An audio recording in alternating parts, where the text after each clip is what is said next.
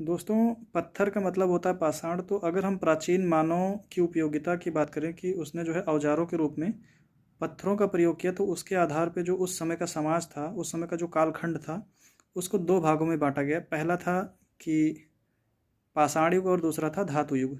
तो सबसे पहले यहाँ पे हम धातु युग की बात कर लेते हैं। तो धातु युग जो था उसको दो भागों में विभाजित किया गया।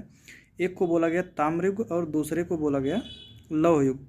और आपने अक्सर सुना होगा कांस्य युग। तो जो कांस्य युग था वो ताम्र युग का ही एक चरण था। अब हम बात करते हैं कि पाषाण युग की। तो हाँ, पाषाण युग मतलब कि पत्थर का युग, जिस समय पे मानव जो था वो पत्थरों का प्रयोग करता था या पत्थर से बने औजारों का प्रयोग करता था।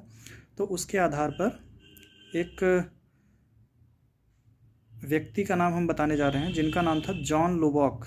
तो उन्होंने क्या किया, पाषाण युग को दो भागों में विभाजित किया। पहला था पुरा पाषाण काल और दूसरा था नवपाषाण काल। उसके बाद फिर कुछ दिनों के बाद एक दूसरे व्यक्ति आए जिनका नाम था एडवर्ड लॉर्टेट। तो इन्होंने क्या किया, पूरा पाषाण काल को तीन भागों में विभाजित कर दिया। पूरा पाषाण काल को तीन भागों में विभाजित किया। पहला था निम्न पुरा पाषाण काल, दूसरा था मध्य पुरा पाषाण काल और तीसरा था उच्च पुरा पाषाण काल।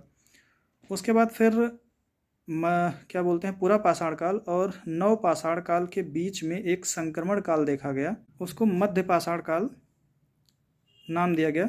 अब संक्रमण काल उसको इसलिए बोला जाता है क्योंकि उस काल में जो मनुष्य था वो अपने आप को अपडेट कर रहा था, वो धीरे धीरे पूरा पाषाण काल से नव पाषाण काल की ओर बढ़ रहा था। तो इसीलिए उसको जो है संक्रमण काल कहा गया और उस संक्रमण काल का नाम मध्य पाषाण काल रखा गया। तो दोस्तों, आपको जानकारी ये कैसे लगी?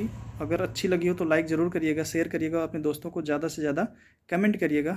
और हाँ, जो इस वीडियो को पहली बार देख रहे होंगे तो उनको हम बता देते हैं कि एक यूट्यूब चैनल भी है जिसका नाम है न्यू गुरुकुल एकेडमी। आप @n गुरुकुल सर्च करेंगे गूगल पे तो आपको दिख जाएगा, और चैनल को आप सब्सक्राइब कर सकते हैं और बेल आइकन को ज़रूर दबाइएगा। धन्यवाद।